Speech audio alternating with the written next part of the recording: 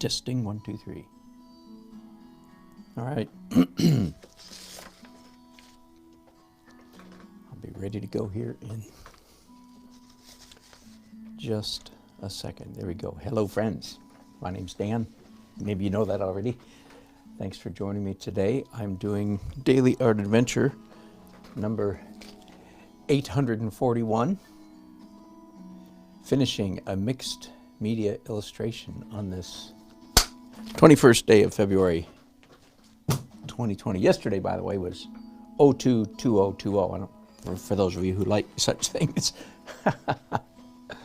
Hello, Heather. Welcome already. All right, let me move you to where you can get a better view of what I'm doing here. There, so this is an illustration I started, well, I did the rough sketch and broadcast that, a week or two ago. And then yesterday, I thought I would be finishing it yesterday, but I completely ran out of time. And as you can see, I had to hurry up and pack up, dress up, pack up, drive down, unpack, take photographs. Anyway, I did a live event painting last night. That was great fun. Thank you to some of you who joined me. So today, I'm finishing this illustration in the series of, this is the first illustration I did for this client. I am discovering, this is a principle, but I'm discovering anew and afresh this principle. Hello, Deborah. Good to hear from you as well. And so like 6 months pass between each illustration that I do for this client. And because this is not, well, so I change. I'm like all artists, I'm continually evolving. And so the feel of this illustration, I'm afraid, is not quite the same as the feel of that other one. Hello, Susan. Good to see you again. So anyway, I think I like it all right. It's just not, it's not exactly what I was aiming for. So how can you like it if you missed your target? Be that as it may, it's all right. It'll do. So I've finished at least 99%. This side of the illustration is all done, and I just saved the last couple inches for this broadcast. So let me see. So I'll back up and explain what this is. This is a simple outline sketch painted in flat acrylics with gesso. Okay, so gesso mixed in, so it has a tooth. And then I did a wash of watercolor, brown watercolor, over the whole thing, and then lifted out. So the light areas you see here is where I've lifted out the brown. Where you still see the brown is where the watercolor is thicker. Okay? And then this part of the illustration that's finished is I've done a lot of work with pastels. So that's what I have yet to do over here. I basically have 2 steps that I'm doing, and you can see I've already been working. This is all my grays from white to black and all the grays in between. Here's most of my blues. That's the way us weird pastel people work, at least. And of course, I'd have to put the word pastels sort of in quotation marks because because this is so small and detailed, it's pastel pencils. And over here, I dumped out the rest of my pastel pencils are on the table to my right. I have about 10 over there, and then this tray of them, if you will, the back side of a canvas. All right, so let's see where we're going from here. Basically, everything is done, even on this side. The trees in the distance are almost done, and the back side of the porch railing is rendered in gray.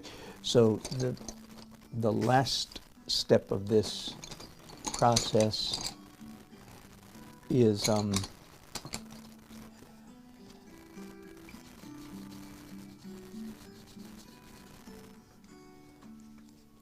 just doing an assortment of shades. So this is the father and son, 75-year-old father, and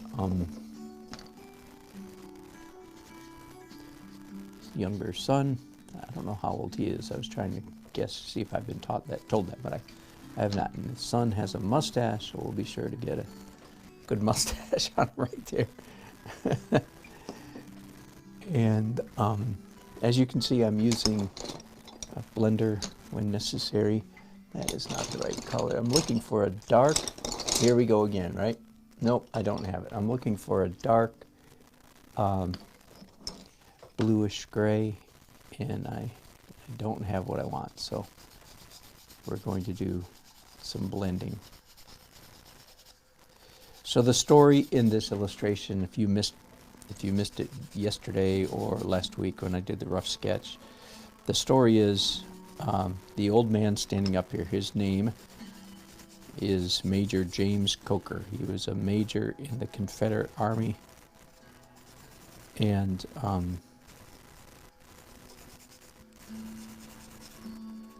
he and one of his father's slaves was a boy named York. They were best of friends when they were young. Parted ways, understandably. I'm sorry. It is hard to tell this story with a straight, not a straight face, but okay. I was gonna. They parted company, which everybody understands. Everybody on the planet understands why a slave would abandon his master. I'm sorry, this is not at all funny. My client is not paying me to make this funny. But anyway, everybody understands that, except of course the hardcore, old-timey South Will Rise Againers, who still trumpet the mythology that the Civil War was about states' rights, and was about it's the War of Northern Aggression. Everybody, all right. And I mentioned last week too that I'm actually reading the book. It's on my phone. It's a free PDF download if you want to order it. If you want to fill your mind with all kinds of horrid junk, why wouldn't you want to do that, eh? I mean, I'm reading Karl Marx, Das Kapital, filling my mind with the most insidious crap. But and I'm reading this book called The Lost Cause. Whoops, I just lost sound. I'm assuming it's just something with my monitor. Let's switch monitors and see if I can get that fixed. Anyway, I'm sorry. I don't mean to get political. It just happens. Because I'm doing an illustration. Anyway, so in 1915, so the story goes, in 1915,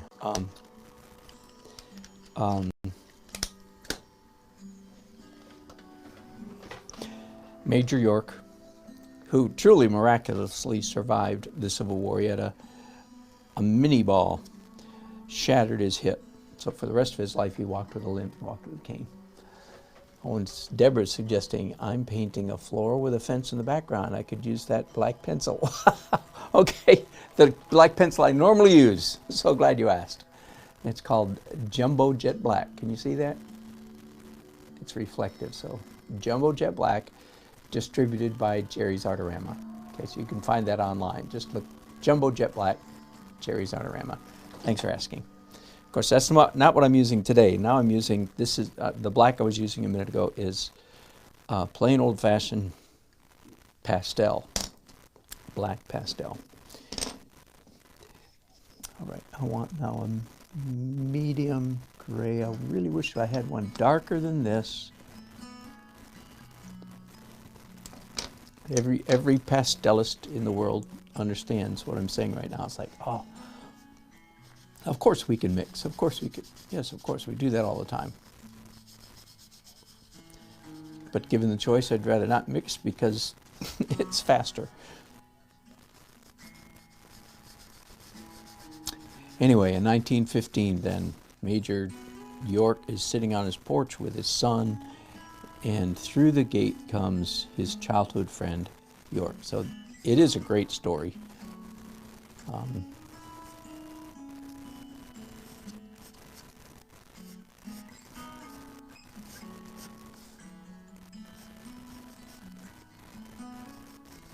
Very poignant tale. I'm glad to help tell the tale here.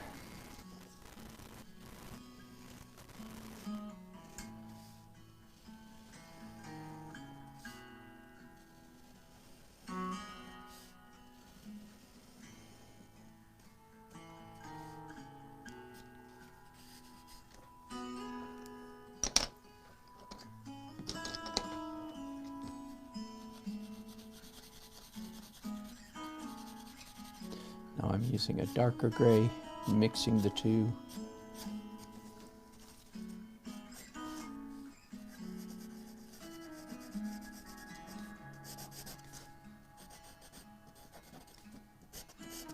So the technique that I'm using for this book is obviously a stylized, right? It's, again, I mean, every style is essentially, but some more than others, some more abstract. By stylized, that means how much abstraction am I allowing to remain, to persist, to be visible in the finished artwork. And the answer is, in this case, quite a bit. A little bit of pink on the back of the Major's ear. Just realized I hadn't done that when it came time to do this man's ear. Let me keep drawing. That might be good enough. So here's what I'm doing. Again, this just fits with the style of the illustration, the technique that I chose a year and a half ago or something. I can't remember. Quite a long time ago when I started when I took this. This is not the right pencil. Hang on just a minute. Bear with me. Oh, and we're getting some static now, aren't we? Sorry about that. Let's unplug this and see if that helps. I think it did. All right, so the part of the stylism, part of the style of this particular illustration technique. I've never done this style before, by the way. This is the first time I've ever done this exact technique.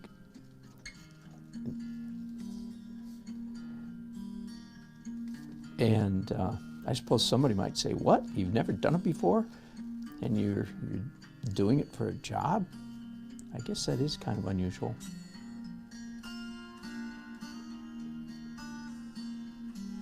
Frankly, when I was in whoops, I just accidentally gave this young man an extremely recessive chin.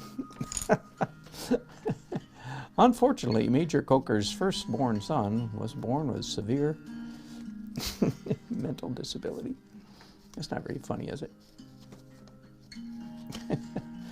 Anyway, back in the day when I was a full-time illustrator, I certainly had my favorite techniques. The main one being, just in case you have never been to dannelsonart.com, the illustration page, the main technique was pen and ink and watercolor, or pen and ink and airbrush. And the pen and ink there requires some very significant asterisk by it. It was colored inks most of the time. So when I say pen and ink, what comes to your mind is black, liney stuff. And this was not at all that. But you can see it if you want. Anyway, I had my favorite techniques, but I veered off course and experimented and did new things quite frequently. I mean, so often I would say as an illustrator that was essentially my norm. Was, yeah, let's try something new. And I'm not necessarily advocating that that's the best way to operate your illustration career, but it's just, that's the way I did it. And I was a little bit weird, I acknowledge that. And that's part of the reason why I developed a pretty high degree of, what's the word? I'm trying not to say skill, but yeah, no, anyway, a high degree of skill in a large number of techniques and mediums. So that's why I find myself, at this stage of my life, I can work in many, many mediums. Media for you English majors.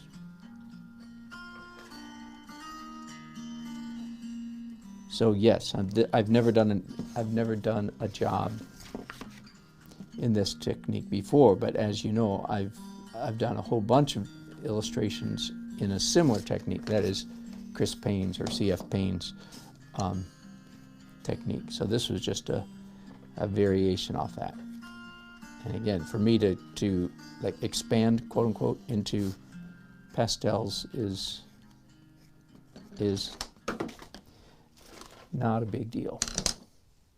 I did a lot of pastels as a young man or as a kid. So anyway.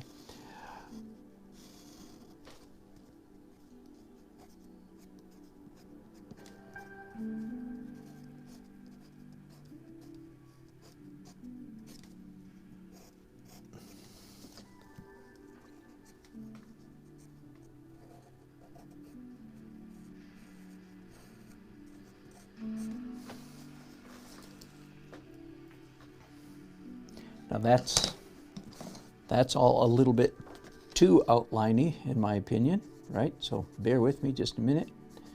I'm going to de-linify it. We do de-linifying in many different mediums.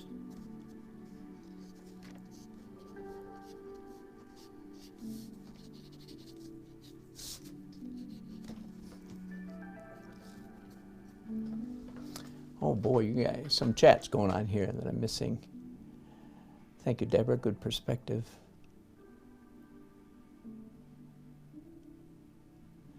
Infinite Painter. Good for an iPad, for an Android or iPad. Good, I'll give that a try.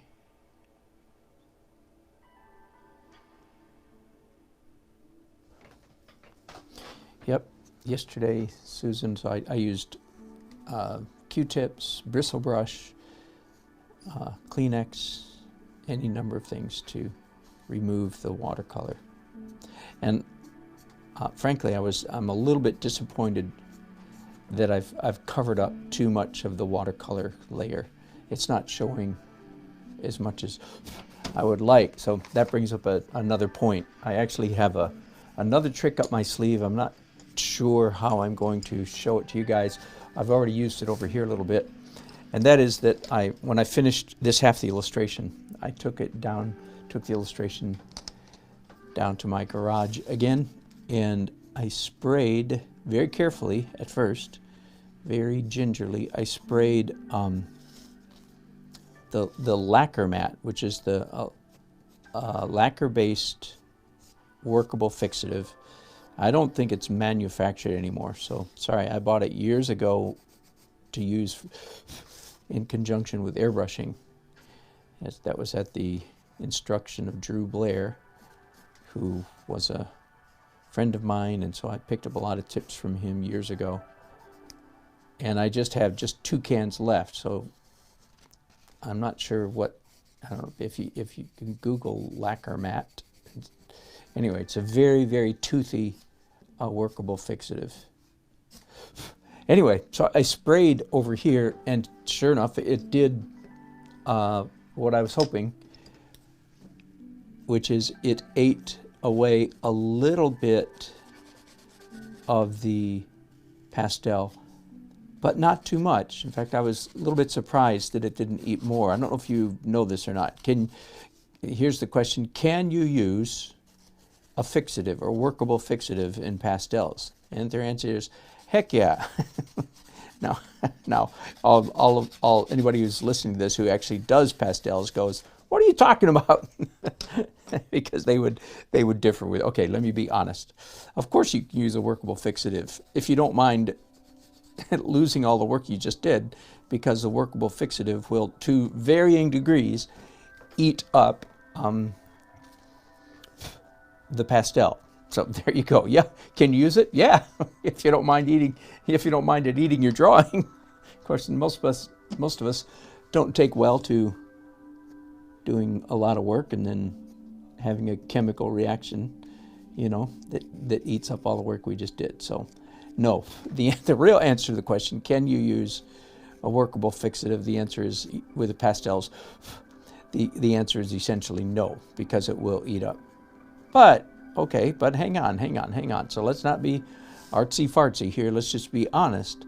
So the fact is, if you work with it, if you control where you spray it, how much you spray it, and so on and so forth, and if you know that it's going to eat, which it is, if you know that it's going to eat up some of your color, then you use it to your advantage. Does that make sense? So, in fact, that's what I did over here. As I said, I was a little disappointed that more of the underpainting drawing didn't show through. So I sprayed it over here, and it did eat up some of the pastels, which brought up some of the more of the underpainting, I'm calling it, underdrawing.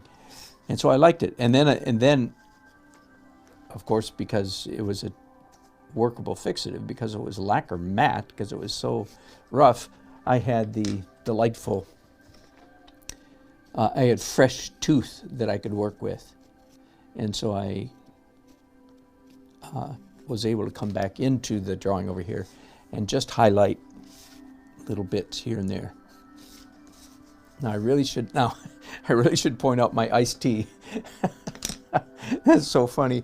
That was Uncle 60's idea last week. Susan asked, well, everything I'm using right now, Susan, is just pastel. So this is Conte La Paris, Conte Paris, pastel number 013, or number 1355. And then I have one here that's Chinese white Derwent pastel, and it's just slightly darker than that one.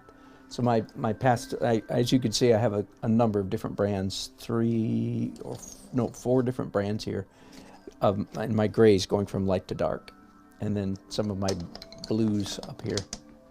Oops, and one of my dark grays got out of line here. So there, a variety of brands, but they're all pastels. So once again, I'm in a pickle what to do with you guys, because I want to do this same trick again.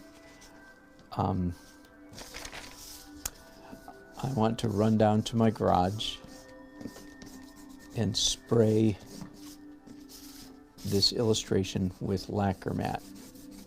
Again, trying to control, and it's certainly not a perfect science. I mean, it's a spray nozzle, for goodness sake. It's not exactly an airbrush, but trying to control how much I spray on, therefore how much gets eaten away. Oh, I was telling you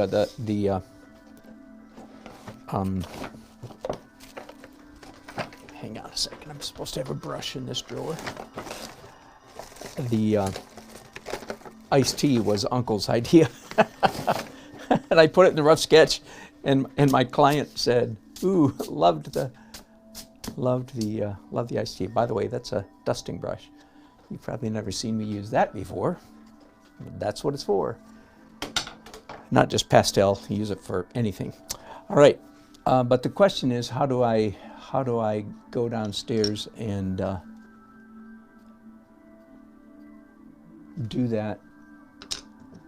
Should I keep the camera rolling and you guys watching nothing? Or should I pause briefly? I think I will. I think I'll pause real briefly. So I'll leave a chat here on my iPad. And I'm going to say I'm gone for 5 minutes. Wait, I need a sign that says what? Oh, forgive me, I hit the wrong thing here. I hit super chat. I'm sending myself a super chat. Isn't that funny? Oh, a sign that says intermission. That's a great idea. Okay, I'm gone for, of course, if somebody shows up, they won't know when the 5 minutes.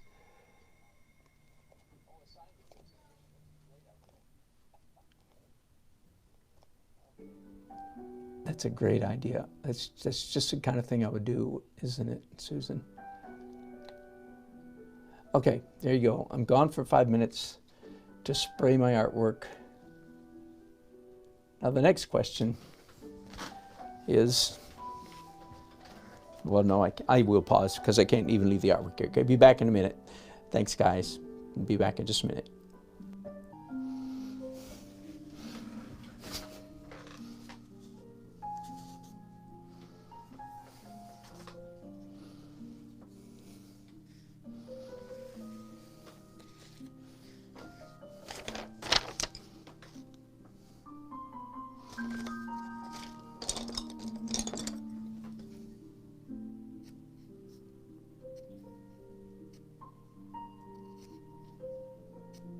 All right, hello, I'm back. Thank you for your patience. And the operation was quite successful, I think. So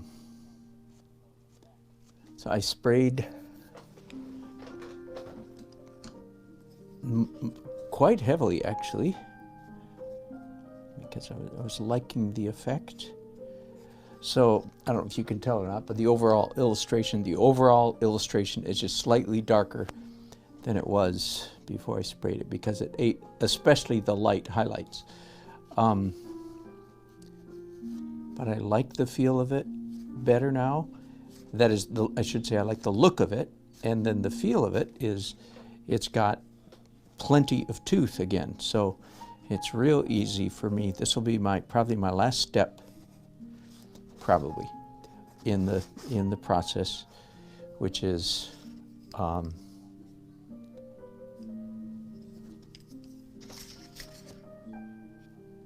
doing the lightest highlights, corresponding, one could say, perhaps even to the sparkle phase, the sparkle stage that I do to finish my oil paintings.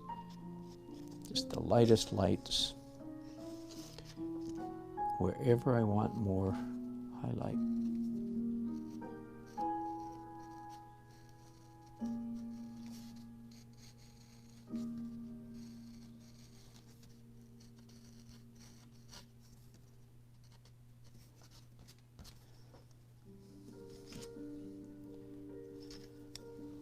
I'd like to put a tiny bit of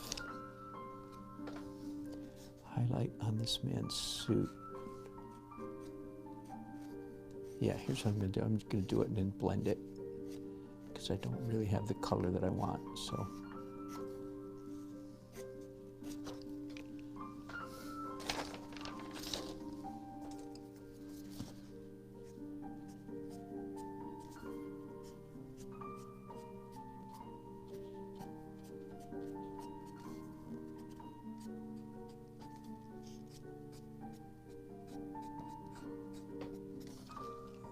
yeah, that worked. In fact, it worked so well, I'm going to do it on the old man's suit as well.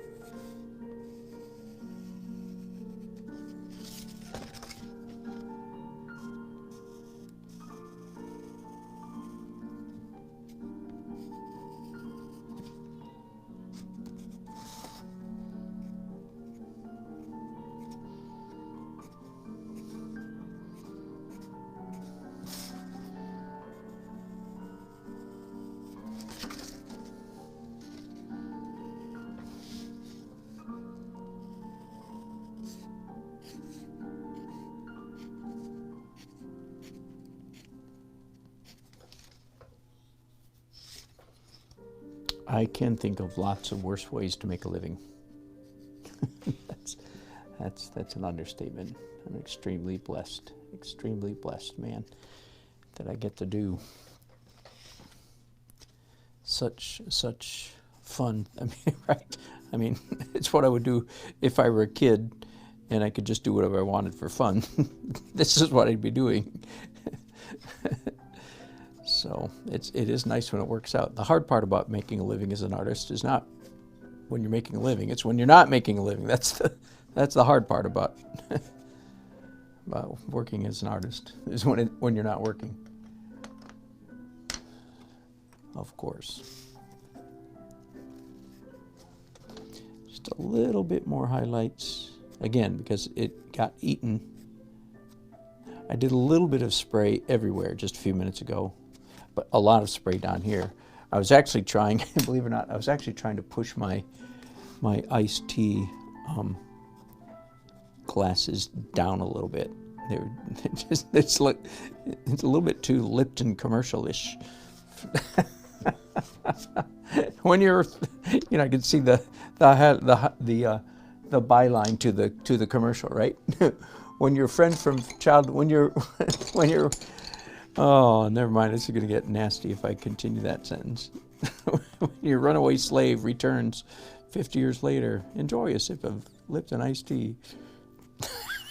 I'm sorry. It came out anyway, didn't it?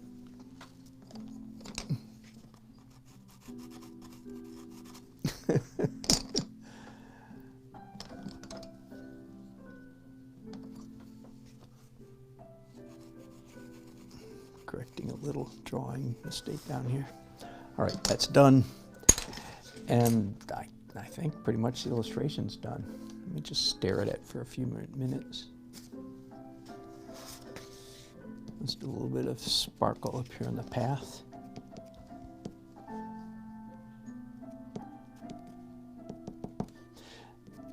So there's several things about this technique that are quote-unquote stylized, is the terminology I was using earlier.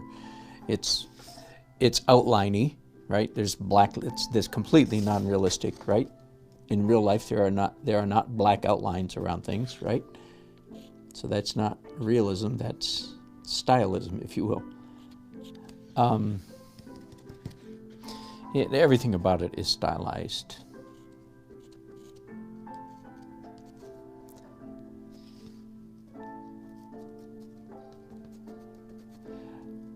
We have, most of you know, we have 4 grandchildren living with us and their parents.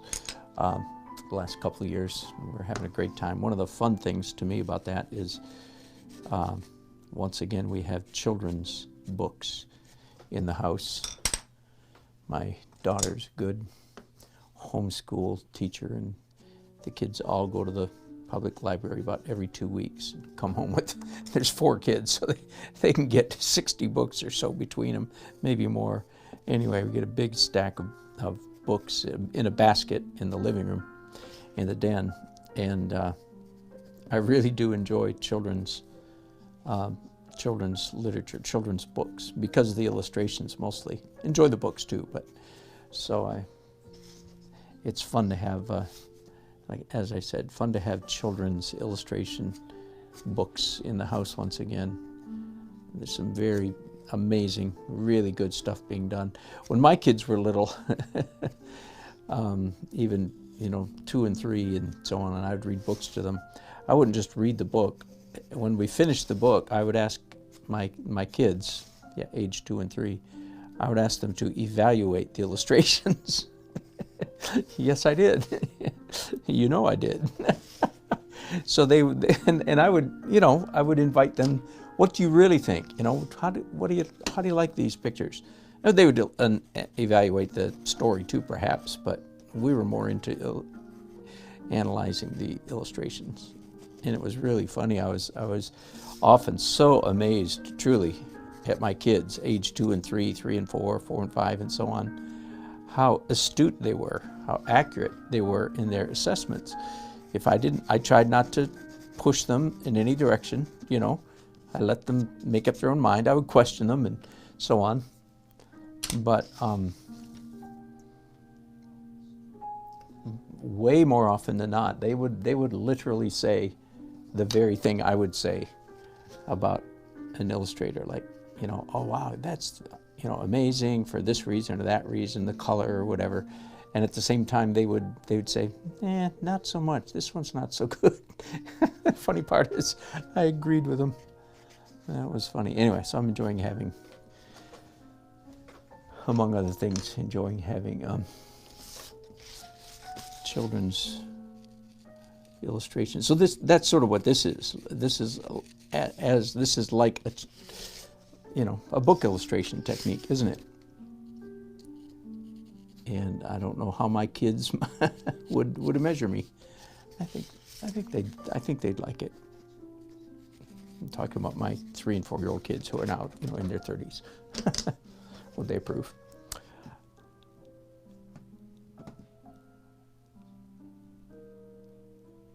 I'm sitting back and looking. So there is, of course, one more step that I get to do to this illustration, and I'll post this, almost certainly I'll post this on my YouTube community page.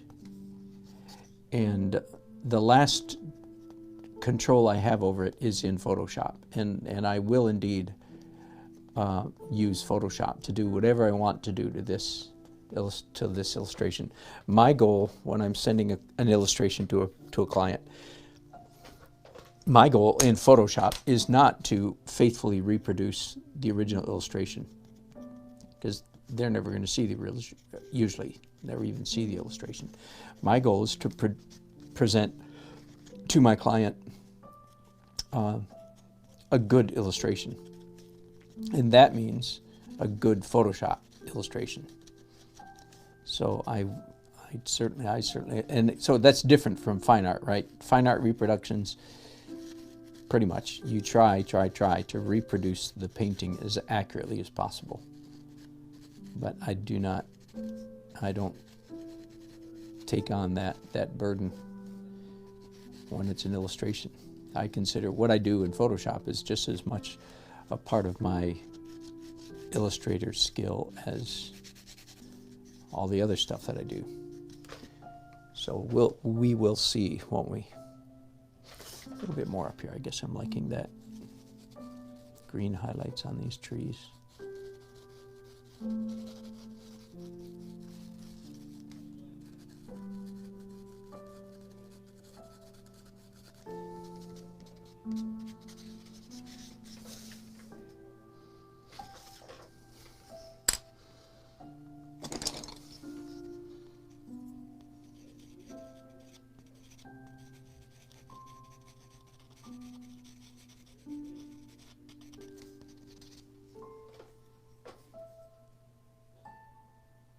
All right, I'm going to call it quits because I'm on the verge of just fiddling and boring you.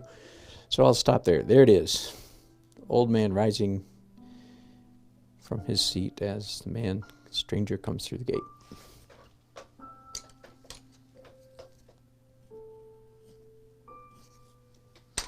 Any other chats I should look at?